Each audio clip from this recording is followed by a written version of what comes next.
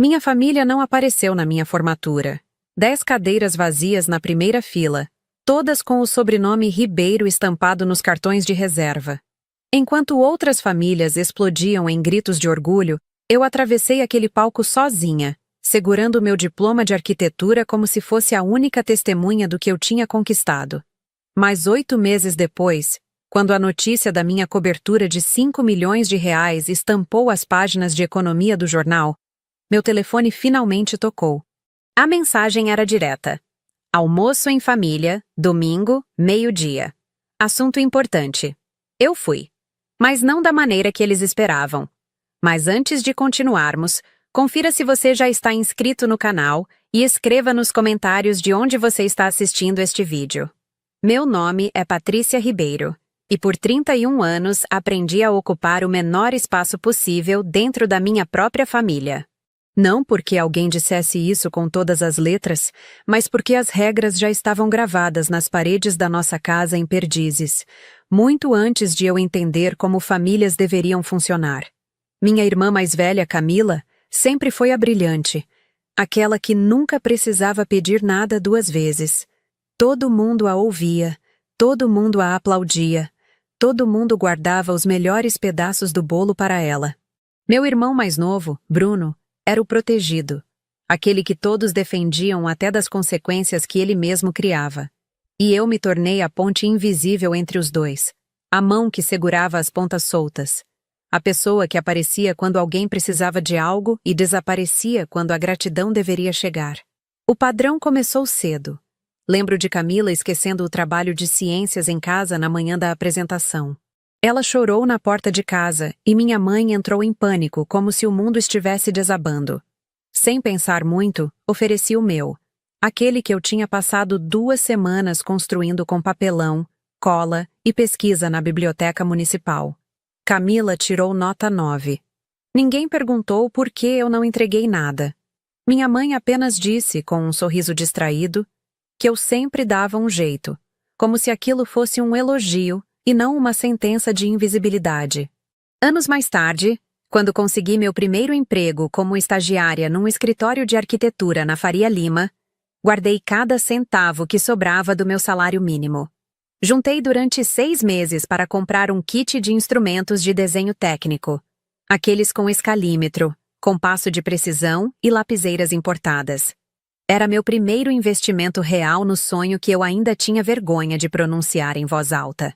Antes mesmo de abrir a caixa, meu pai bateu na porta do meu quarto e perguntou se eu poderia emprestar o dinheiro para cobrir uma conta que Camila tinha esquecido de pagar. Ela estava organizando o casamento e as coisas estavam apertadas. Você é responsável, Patrícia, ele disse, já pegando minha carteira da mesa. A Camila tem um coração enorme, só precisa de um tempo para se organizar. Eu assenti porque concordar sempre foi mais fácil do que discutir. Nunca mais vi aquele dinheiro. Os instrumentos ficaram para depois. Depois que demorou 3 anos para chegar. Até os aniversários seguiam o mesmo roteiro. Num ano, passei a tarde inteira fazendo brigadeiro, beijinho e cajuzinho para a festa da minha mãe. Montei uma mesa bonita, coloquei flores que comprei no mercado municipal, arrumei guardanapos dobrados. Quando Camila chegou atrasada trazendo uma caixa de bombons do supermercado, minha mãe a abraçou forte e disse: "Você sempre pensa nas coisas mais doces." Fiquei ali parada, segurando a espátula de brigadeiro, entendendo que eu tinha sido apagada sem que ninguém ao menos percebesse. Mas a memória que gruda no peito como uma pedra fria, a que ainda dói quando eu respiro fundo demais, aconteceu anos depois. Eu estava morando num apartamento minúsculo em Pinheiros, um quarto e sala onde mal cabia uma cama e uma escrivaninha. Era inverno, aquele frio úmido de São Paulo que entra pelos ossos, e o aquecedor tinha pifado fazia 1 semana. Eu estava enrolada em 2 blusas de moletom, debruçada sobre minha mesinha velha, revisando a planta de um sobrado que eu planejava reformar.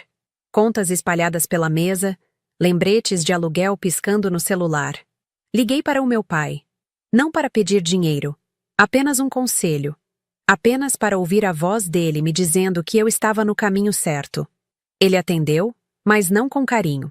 Arquitetura imobiliária é coisa para homem que entende de números, Patrícia. Você devia procurar algo mais seguro. Depois desligou. Naquela noite, a costura da minha pasta preta de trabalho se rasgou. Eu não joguei fora. Sentei debaixo da luz fraca do abajur e costurei tudo de volta com linha e agulha, a mão tremendo cada vez que a agulha atravessava o tecido encorpado. Aquela pasta se tornou a única coisa que me acompanhou em cada projeto, em cada negociação, em cada vitória que construí sozinha depois disso. E então veio a formatura. Meu nome ecoou pelo auditório da Faculdade de Arquitetura e Urbanismo, alto e claro contra o barulho das palmas e dos gritos. Virei-me para a seção das famílias, para as 10 cadeiras que tinham cartoinhos com meu sobrenome. Todas as 10 estavam vazias. Nenhum aceno, nenhum sorriso, nem mesmo uma sombra. Apenas o vazio me encarando enquanto todas as outras famílias berravam de orgulho no ar. Eu ri uma vez, baixinho, e continuei andando. Eles não tinham esquecido. Eles tinham escolhido não vir. E foi naquele dia que entendi exatamente onde eu estava na hierarquia da minha família. 8 meses se passaram depois daquela cerimônia. Meses silenciosos, limpos, onde ninguém falava meu nome, a não ser para me comparar com outra pessoa. Eu trabalhei, pousei, assinei os contratos que consegui alcançar e não contei para a minha família uma única linha do que estava construindo. O silêncio parecia mais seguro do que oferecer algo que eles poderiam ignorar de novo. Uma tarde, estava sentada no meu Gol velho do lado de fora de uma obra, deixando o motor roncar baixinho enquanto revisava uma planilha de custos. Uma notificação deslizou pela tela do celular. Um artigo encaminhado por uma colega que eu mal lembrava o nome. Abri sem pensar muito. Arquiteta paulistana vende cobertura por 5 milhões e vira destaque no mercado imobiliário. Meu nome estava impresso logo abaixo do título, em negrito, ao lado de uma foto do edifício que eu tinha reformado centímetro por centímetro. A matéria listava números, prazos, o processo de renovação, as projeções de retorno. Meu telefone vibrou com mais links, mais parabéns. Nenhum da minha família. Deixei o celular virado para baixo no banco do passageiro, olhando através do para-brisa enquanto as nuvens da tarde se arrastavam sobre a cidade. Por um longo momento, não senti orgulho nem alívio. Apenas uma quietude estranha, como se o mundo tivesse pausado para ver o que eu faria em seguida. Então o telefone vibrou de novo. Dessa vez, o nome na tela não era de nenhuma colega. Era do meu pai. A mensagem era curta, direta, escrita exatamente no tom dele. Sem cumprimento, sem calor. Almoço em família domingo 12h. Assunto importante. Nenhum como você está, nenhum parabéns, apenas uma convocação. Outra mensagem seguiu. Não se atrase. Segurei o telefone entre os dedos, sentindo o peso de 8 meses de silêncio pressionando através do vidro. Aquilo não era uma reunião. Era uma transação disfarçada de encontro familiar. Não respirei por um instante. Depois, no ritmo familiar que eu tinha aprendido muito tempo atrás, inspirei uma vez pelo nariz, deixei meus ombros relaxarem e digitei a única resposta que ele merecia. Estarei lá. Larguei o telefone de volta no banco, liguei o motor novamente e assisti as luzes da rua se acenderem enquanto o céu mudava para o tom alaranjado da noite. O que quer que eles quisessem de mim, eles já tinham me mostrado algo mais importante. Só lembravam de mim quando o mundo lembrava primeiro. A mensagem ficou na minha tela muito depois do motor parar de roncar embaixo de mim. Fiquei ali sentada na luz que sumia, as mãos ainda no volante, o plástico frio vibrando fraquinho por causa de mais uma notificação. Outro artigo, mais parabéns encaminhados. O mundo de repente tinha muito a dizer. Minha família, depois de meses de silêncio, de repente também tinha. Mas eu não fui direto para casa. Não ainda.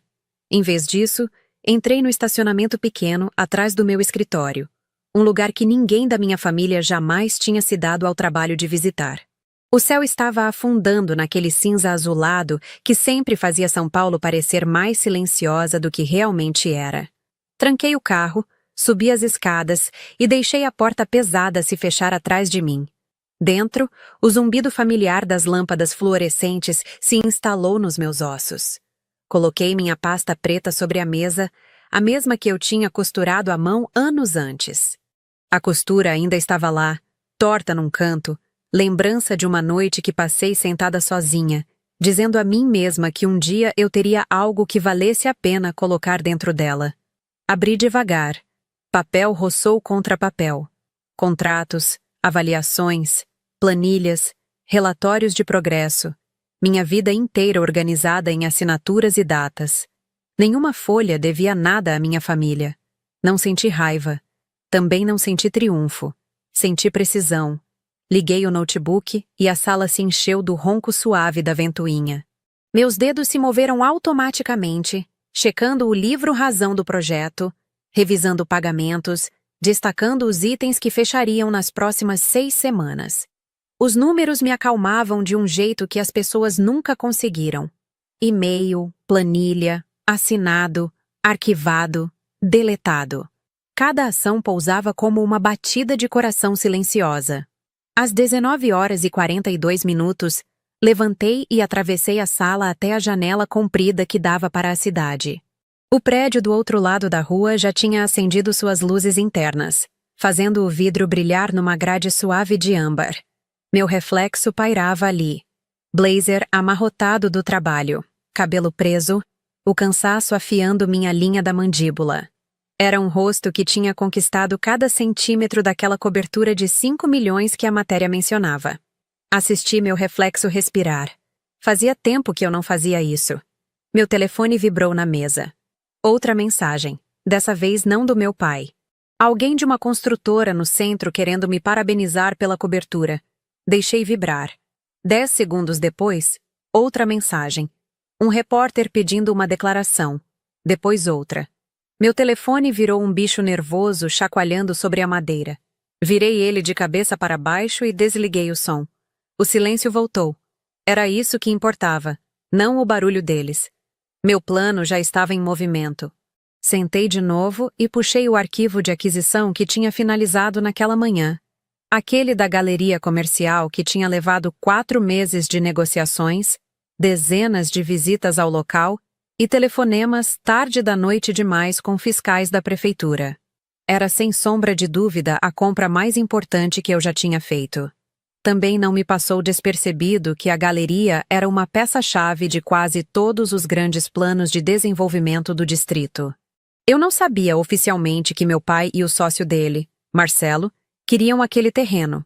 Mas mercado imobiliário é um mundo pequeno, especialmente numa cidade moldada como São Paulo.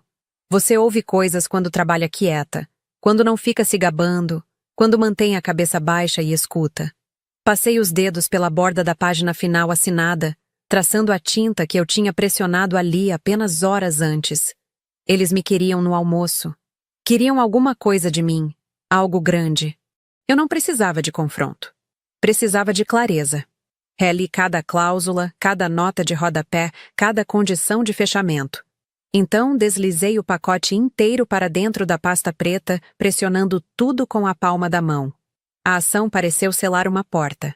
Quando o relógio do escritório piscou marcando 20h19, as janelas tinham sumido num azul marinho profundo. Estendi a mão para pegar meu casaco, mas parei. O casaco parecia desnecessário, suave demais, pessoal demais. Deixei pendurado e saí apenas com a pasta na mão. As luzes do corredor apagaram atrás de mim conforme eu caminhava. Lá fora, meu Gol esperava. A pintura desbotada, pegando o pouco de luz de poste que conseguia. Destranquei, coloquei a pasta no banco do passageiro e deslizei atrás do volante. Por um momento, assisti a cidade respirar.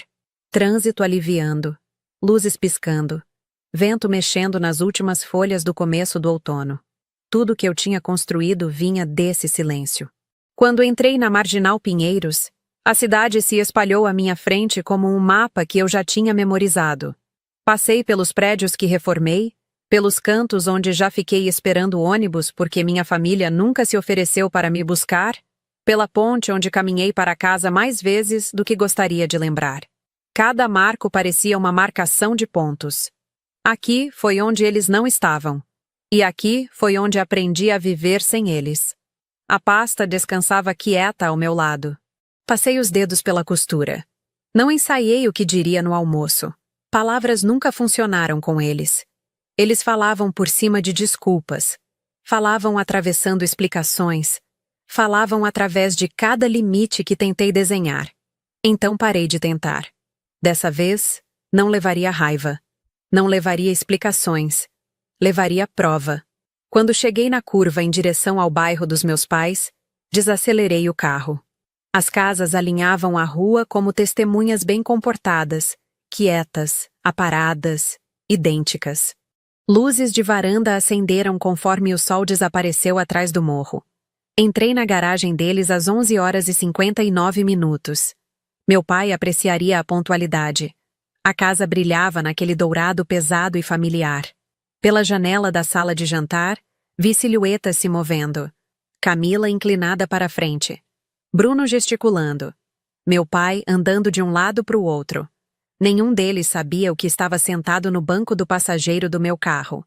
Abri a porta, saí e ajeitei a gola do blazer. Uma respiração lenta entrando. Uma respiração firme saindo. Eles queriam uma discussão importante. Tudo bem. Eu tinha algo importante também. A porta da frente se abriu antes que eu pudesse bater. Meu pai preencheu a moldura, ombros quadrados como se estivesse recebendo uma cliente em vez de uma filha com quem não falava havia 8 meses. Você chegou na hora certa, ele disse, se afastando. Sem abraço, sem calor, apenas aprovação pela pontualidade.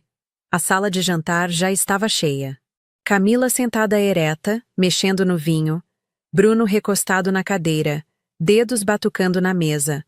Marcelo, o sócio do meu pai, ajustou a gravata como se estivesse se preparando para uma reunião de diretoria. Minha mãe pairava atrás da cadeira dela, sorrindo forte demais. Peguei o lugar mais longe da cabeceira da mesa, aquele deixado aberto intencionalmente. Um espaço vazio que eles tinham decidido que era meu. Meu pai pigarreou. Vamos direto ao ponto. Temos uma oportunidade em cima da mesa. Marcelo se inclinou para a frente, juntando as mãos. Uma revitalização de distrito de galpões. Terreno valioso, projeções fortes. Estamos prontos para avançar, mas precisamos de capital. Ele terminou sem nem piscar. Eles nem tremeram com a franqueza toda. Meu pai assentiu. Sim, pensamos que isso poderia ser uma parceria familiar.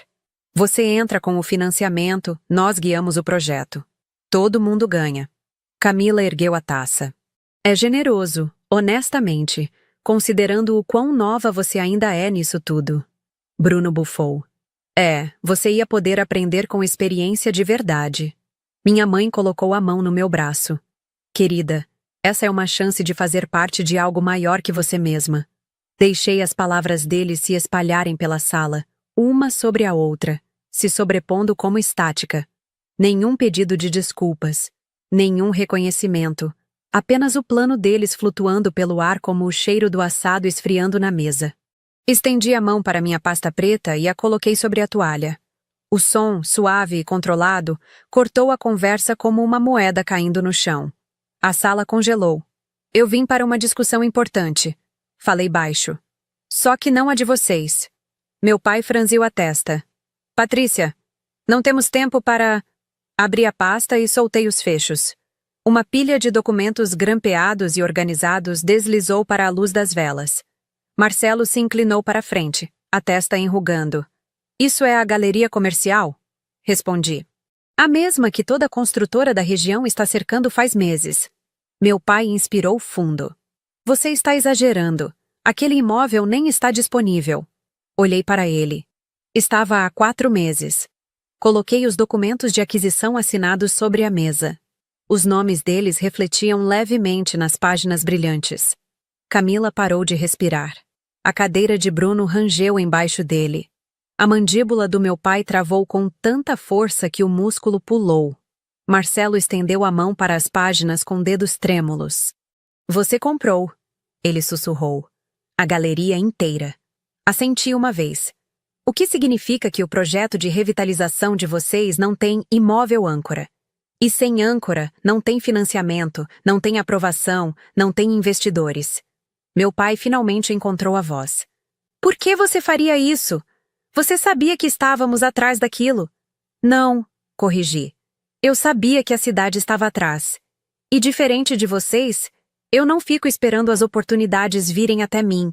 A voz da minha mãe rachou. Patrícia, nós devíamos ser uma família. Uma família aparece. Respondi. Vocês faltaram na minha formatura. Vocês faltaram na minha vida. Mas não faltaram nas manchetes. O silêncio se expandiu pela mesa, grosso e imóvel. Juntei os documentos, deslizei tudo de volta ordenadamente para dentro da pasta e fechei com um clique suave. Vocês queriam uma discussão importante. Falei. Essa é ela. Os ombros do meu pai caíram. Camila olhou para baixo, para o prato. Bruno murmurou algo parecido com um palavrão, quase inaudível. Levantei, ajeitando a gola do blazer do jeito que sempre faço quando termino de me explicar. O almoço é de vocês, disse. Mas o futuro é meu. Ninguém me seguiu quando saí. Apenas ficaram ali sentados, finalmente quietos. O ar da noite estava mais frio do que eu esperava quando saí, cortante o suficiente para atravessar o tecido fino do blazer. A luz da varanda atrás de mim zumbia baixinho, piscando do jeito que sempre piscou quando eu estava crescendo. Fiquei ali parada por um momento, deixando o calor da casa se dissipar da minha pele. Então caminhei até meu gol, abri a porta e deslizei para dentro. A cabine cheirava levemente a estofado velho e o aromatizante de baunilha que eu sempre esquecia de trocar. Apoiei as duas mãos no volante, deixando minha respiração se acalmar. Através do para-brisa, conseguia ver a janela da frente da sala de jantar dos meus pais. Sombras se movendo, alguém gesticulando, outra pessoa afundando na cadeira. Não conseguia ouvir uma palavra sequer. Aquele silêncio parecia merecido. Meu telefone vibrou uma vez no banco do passageiro. Uma mensagem da minha mãe. Nós não sabíamos como consertar as coisas. Por favor, não desista da gente. Não abri a conversa. Também não apaguei. Apenas virei o telefone de cabeça para baixo e liguei o motor. A volta para casa traçou as mesmas ruas que eu tinha percorrido 1000 vezes. Passando pela padaria onde Camila uma vez me fez esperar no frio enquanto conversava com as amigas. Passando pela praça onde Bruno costumava se gabar de como o pai nunca deixava ele falhar. Passando pelo morro que sempre parecia maior quando eu subia ele sozinha aos 16 anos. Cada lugar parecia menor agora, como se pertencessem às memórias de outra pessoa. Quando cheguei no centro, as luzes da cidade subiram para me encontrar. Branco, dourado, firme. O prédio da minha cobertura estava no fim do quarteirão, a fachada de vidro capturando o brilho dos postes como um farol. Estacionei, subi no elevador e destranquei a porta. O silêncio lá dentro não era nada parecido com o silêncio da casa dos meus pais. Sem tensão grudada nas paredes, sem frases inacabadas pairando no ar. Apenas espaço. Limpo, aberto, meu. Coloquei a pasta sobre a bancada da cozinha. A costura pegou a luz, lançando uma sombra fina sobre o mármore. Tracei com um dedo, lembrando da noite fria em que costurei tudo de volta num apartamento sem aquecimento. Naquela época, o silêncio parecia punição. Essa noite, parecia clareza. Atravessei até a janela do chão ao teto e encostei a testa no vidro frio. A cidade se estendia embaixo de mim. Calma, infinita, honesta. Pela primeira vez em anos, não senti necessidade de me explicar para ninguém. Finalmente entendi que o silêncio não é o que machuca. É quem o quebra. Olhei para a cidade uma última vez, as janelas refletindo nada além do meu próprio contorno. Firme, não curvada, finalmente minha. A vida inteira, guardei assentos para pessoas que nunca apareceram, deixando espaço para desculpas que nunca vieram. Agora entendi algo mais simples. Limites não são crueldade. São portas silenciosas que fechamos para nossas vidas poderem respirar de novo. Apaguei as luzes, deixando o ambiente cair numa escuridão calma e merecida. Se você já se reconstruiu no silêncio que alguém deixou para trás, me conte de onde você está assistindo. Algumas histórias começam no momento em que paramos de esperar. Mas essa história não começou naquela noite na cobertura. Ela começou muito antes, nas rachaduras pequenas que se abriram ao longo de anos, cada uma tão fina que parecia possível ignorar. Até que um dia você olha para trás e percebe que aquelas rachaduras construíram um abismo. Cresci numa casa grande em Perdizes. O tipo de casa que impressionava visitas, mas que sempre pareceu vazia por dentro. 3 andares, jardim nos fundos, garagem para 4 carros. Meu pai, Roberto Ribeiro, era engenheiro civil, dono de uma construtora que carregava o nome da família havia 30 anos. Minha mãe, Silvia, era professora aposentada que passou a administrar eventos sociais e jantares que serviam mais para impressionar clientes do que para reunir família. Camila nasceu primeiro e chegou como um presente embrulhado em perfeição. Cabelo escuro e liso, olhos claros, sorriso que iluminava qualquer ambiente. Ela era a filha que meus pais mostravam para o mundo, a que estampava as fotos da sala, a que recebia elogios antes mesmo de abrir a boca. 3 anos depois, eu nasci. Patrícia. Um nome que sempre soou funcional demais, sem a suavidade de Camila, sem o peso de Roberto.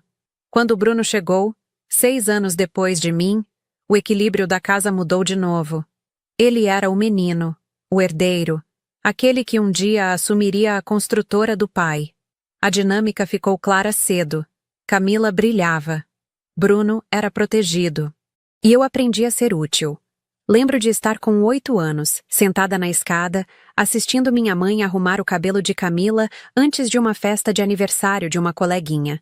Camila usava um vestido rodado cor-de-rosa, sapatilhas brancas, laço no cabelo. Eu estava de calça jeans e camiseta porque ninguém tinha lembrado de separar roupa para mim. Quando perguntei se eu também ia, minha mãe olhou como se tivesse esquecido que eu estava ali. Ah, querida, essa festa é só para a turma da Camila. Você pode ficar aqui com a sua avó. A avó estava dormindo no sofá.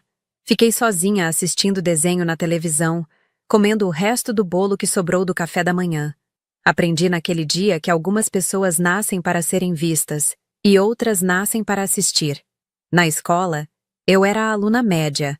Não tinha as notas brilhantes de Camila, que sempre ficava entre as 3 primeiras da turma. Também não tinha a personalidade expansiva de Bruno, que aos 6 anos já sabia como fazer todo mundo rir. Eu era a menina que sentava no meio da sala, entregava as lições no prazo e passava despercebida.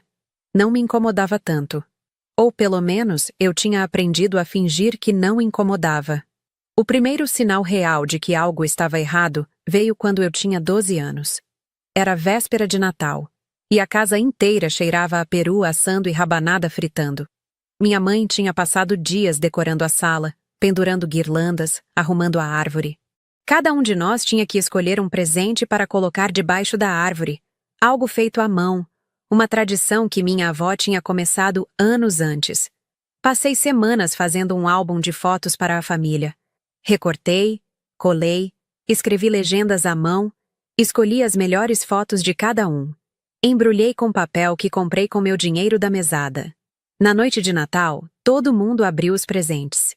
Camila tinha feito um porta-retratos decorado com miçangas. Bruno tinha pintado um quadro abstrato, cheio de cores. Meu pai elogiou os dois longamente. Quando chegou a vez do meu presente, minha mãe abriu, folheou rápido e disse: "Que lindo, querida!" Com aquele tom que significa obrigada, mas não é exatamente o que eu esperava. Depois colocou o álbum de lado e nunca mais falou nele. Anos mais tarde, encontrei o álbum no fundo de um armário, ainda embrulhado, como se nunca tivesse sido realmente aberto. A adolescência não melhorou as coisas.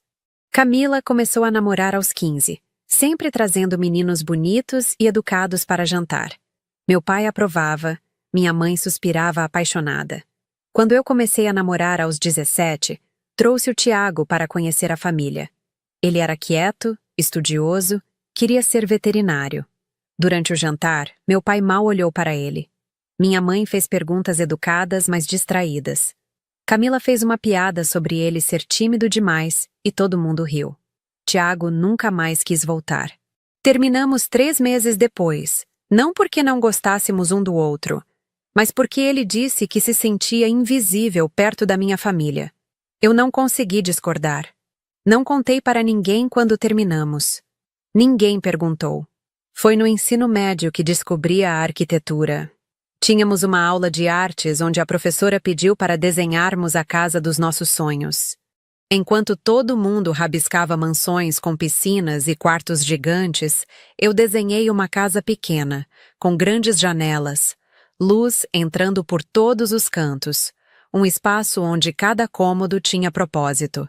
A professora parou na minha mesa e ficou olhando por um longo tempo. Isso é lindo, Patrícia. Você já pensou em arquitetura? A palavra ficou ecoando na minha cabeça por dias. Arquitetura. Construir espaços. Criar lugares onde as pessoas se sentissem em casa. Quando contei para o meu pai que queria cursar arquitetura, ele estava revisando plantas no escritório dele em casa. Nem levantou os olhos. Arquitetura é um mercado difícil, Patrícia. Você tem certeza de que consegue? A pergunta não era sobre capacidade. Era sobre permissão. Mas pela primeira vez, algo dentro de mim se recusou a encolher. Tenho certeza, respondi. Ele assentiu, ainda sem me olhar, e voltou para as plantas. Minha mãe foi mais direta. Você não acha que deveria tentar algo mais prático? Pedagogia? Administração? A Camila está pensando em fazer direito. Não quero fazer o que a Camila faz, falei, a voz saindo mais firme do que eu esperava. Quero fazer arquitetura. O silêncio que se seguiu foi pesado, mas eu não recuei. Entrei na Faculdade de Arquitetura e Urbanismo da Universidade de São Paulo 3 meses depois de terminar o ensino médio. Foi a primeira vez que senti que estava construindo algo só meu. As aulas eram intensas. Os professores exigentes. Os projetos consumiam noites inteiras. Mas cada traço no papel, cada maquete que eu montava, cada planta que eu desenhava parecia um pedaço de mim ganhando forma. Fiz amigos, gente que entendia a linguagem das linhas e dos espaços, que falava sobre luz natural e fluxo de ambientes com o mesmo entusiasmo que eu. Pela primeira vez, eu não era a sombra de ninguém. Mas a faculdade também significou distância. Meus pais raramente perguntavam sobre as aulas. Camila estava ocupada com a faculdade de Direito e o novo namorado. Bruno estava no ensino médio, jogando futebol e saindo com amigos. Eu voltava para casa nos finais de semana, almoçava com a família e ouvia sobre as conquistas de todo mundo. Camila tinha conseguido um estágio num escritório importante. Bruno tinha marcado 3 gols no campeonato da escola. Meu pai tinha fechado um contrato grande. Quando era minha vez de falar, as pessoas já estavam se levantando da mesa, pegando sobremesa, mudando de assunto. Aprendi a não esperar minha vez. No 3º ano da faculdade, consegui um estágio num escritório de arquitetura pequeno na Vila Madalena. O salário era mínimo, mas eu estava aprendendo. Acordava às 5 da manhã, pegava 2 ônibus, passava o dia desenhando plantas, revisando projetos, atendendo clientes. Voltava para casa exausta, mas feliz. Guardava cada centavo que sobrava. Foi assim que juntei para comprar aquele kit de instrumentos de desenho técnico. 6 meses economizando, planejando, esperando. Quando finalmente peguei a caixa na loja, senti que estava segurando algo sagrado. Eram ferramentas profissionais. De verdade. Não os instrumentos baratos que eu usava na faculdade. Cheguei em casa com a caixa debaixo do braço, o coração batendo rápido. Coloquei em cima da minha cama e fiquei só olhando, sem coragem de abrir. Meu pai bateu na porta naquela noite. Entrou sem esperar resposta, como sempre fazia. Patrícia, preciso de um favor. A Camila esqueceu de pagar a conta do cartão de crédito e está com juros acumulando. Você pode emprestar o dinheiro? É só até o fim do mês. Olhei para a caixa na cama. Olhei para o meu pai. Quanto? R$ 1.200. Ele disse, como se fosse pouca coisa. Era exatamente o que eu tinha guardado. Hesitei. Pai, eu juntei esse dinheiro para... Eu sei. Ele interrompeu. Você é sempre tão responsável, Patrícia. É por isso que estou pedindo para você. A Camila tem um coração enorme, só precisa aprender a se organizar. Você entende, né? Entendi que não havia escolha. Peguei o dinheiro da gaveta, contei nota por nota e entreguei. Meu pai agradeceu rapidamente e saiu. A caixa de instrumentos ficou fechada na minha cama por 3 dias. Quando finalmente abri, o entusiasmo tinha virado cinza. Usei os instrumentos, claro. Mas toda vez que pegava o escalímetro ou o compasso, lembrava do dinheiro que nunca voltou. Camila nunca mencionou o empréstimo. Meu pai também não. Foi como se aquilo nunca tivesse acontecido. Me formei em 5 anos, no prazo certo. A formatura foi marcada para uma sexta-feira à noite, no auditório principal da universidade.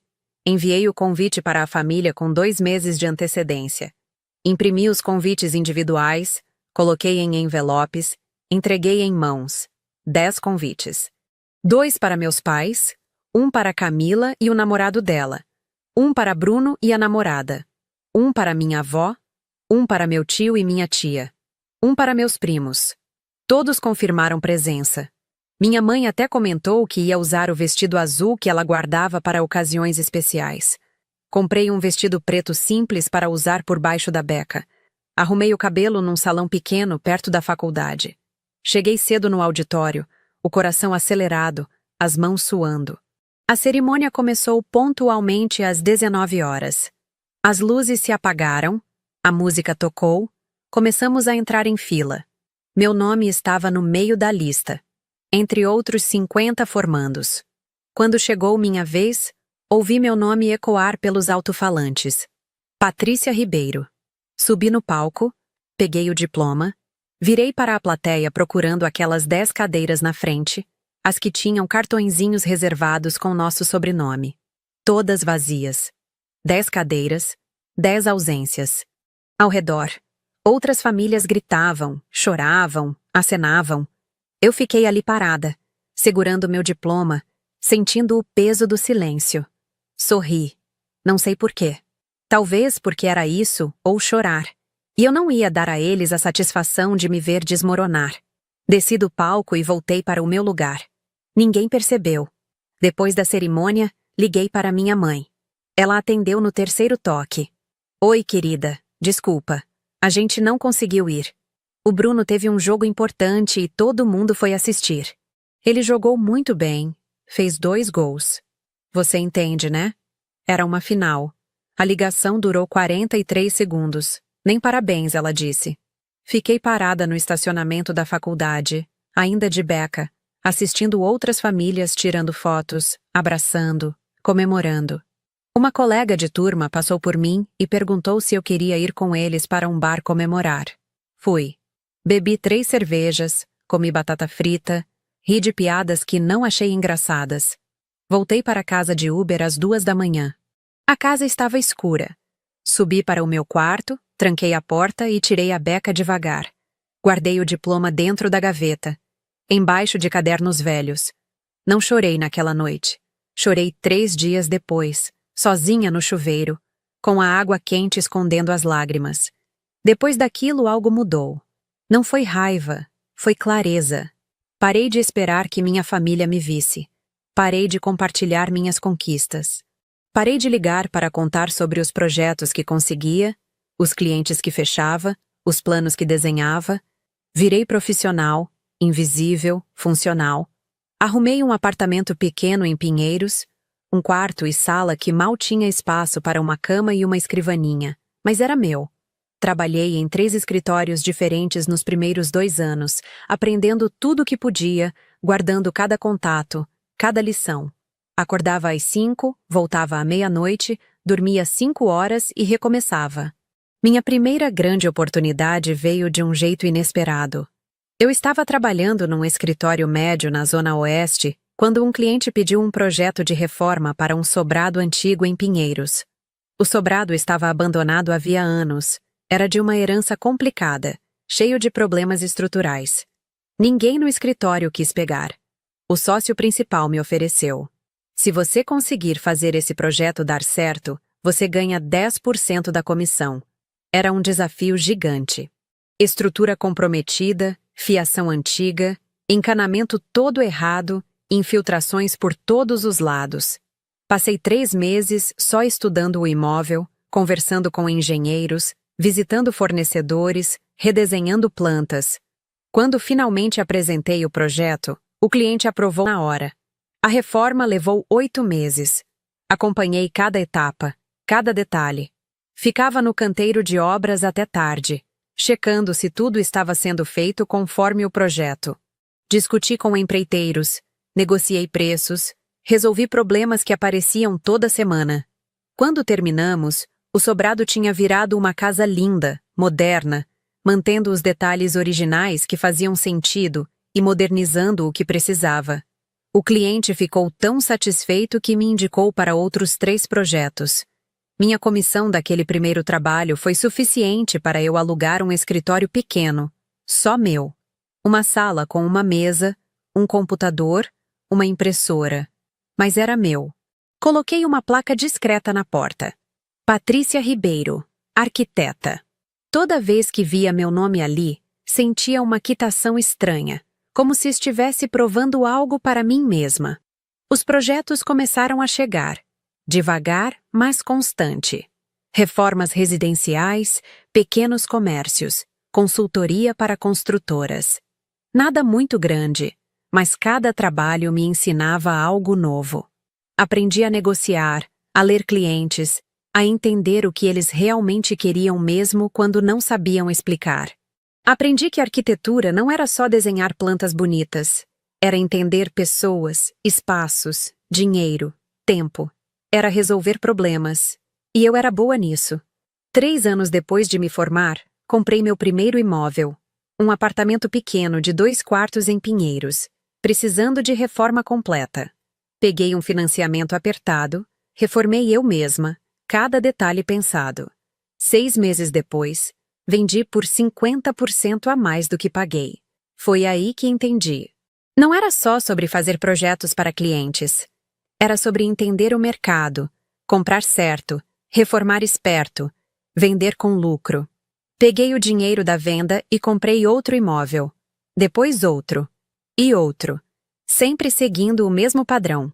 Comprar algo abandonado ou mal cuidado, em boa localização, por preço abaixo do mercado.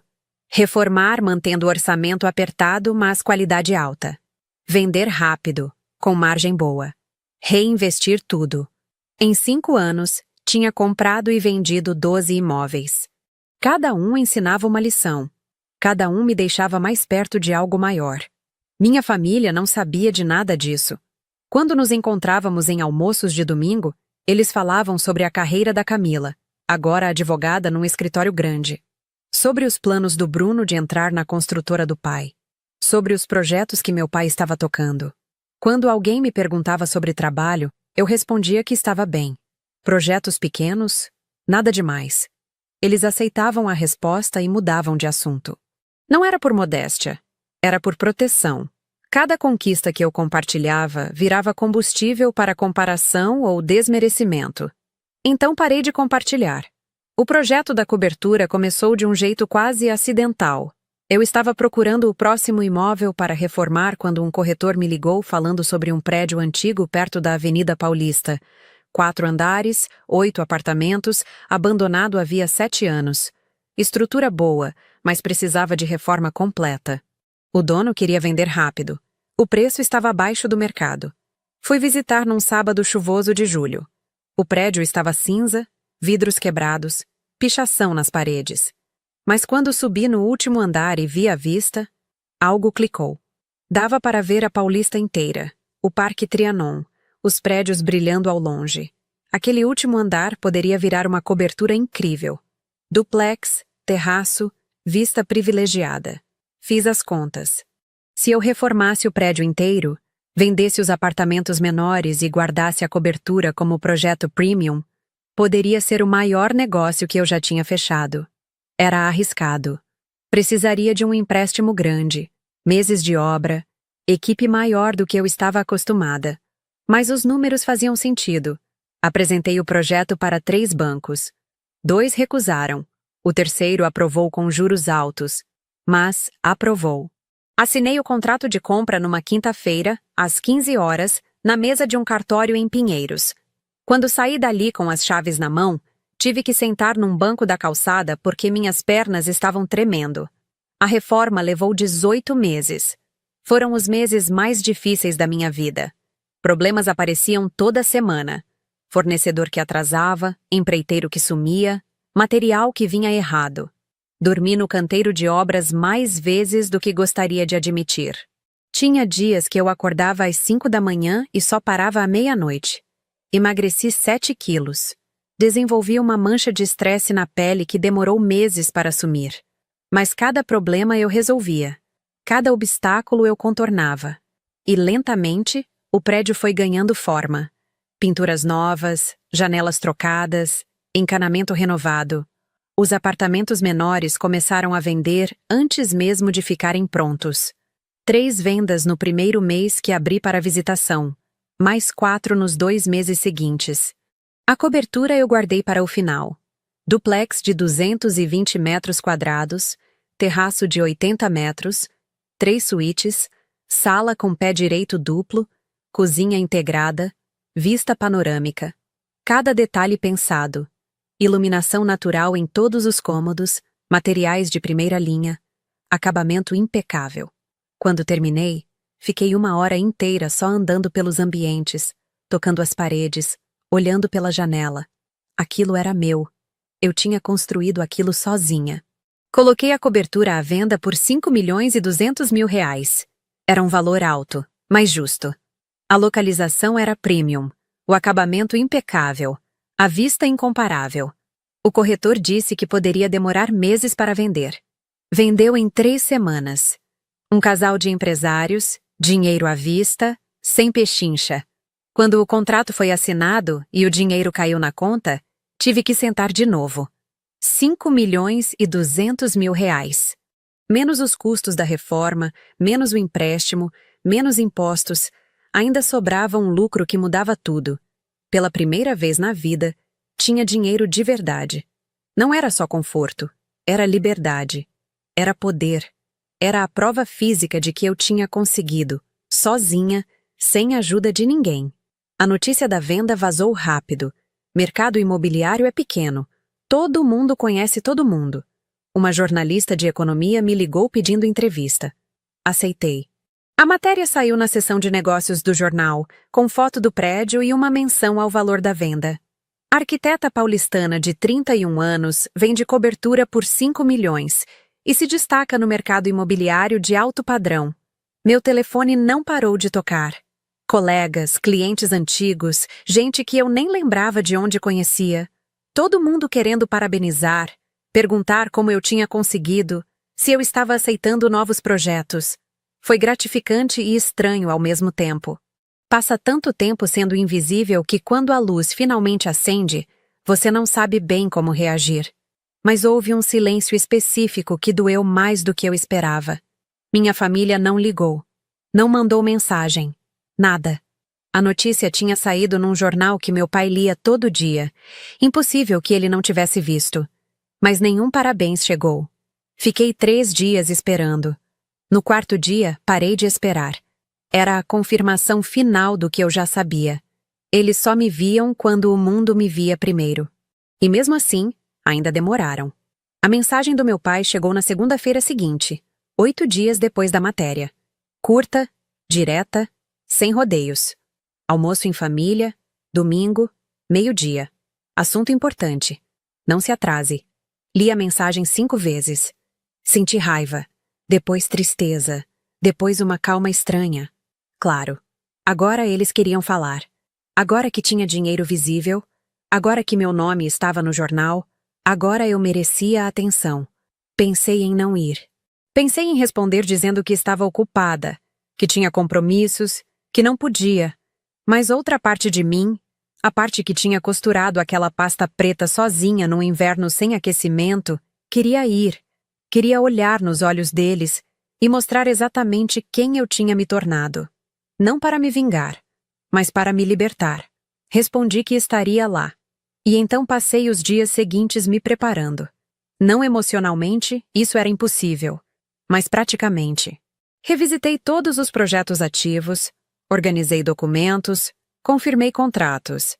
E então, na sexta-feira, fechei a compra da galeria comercial.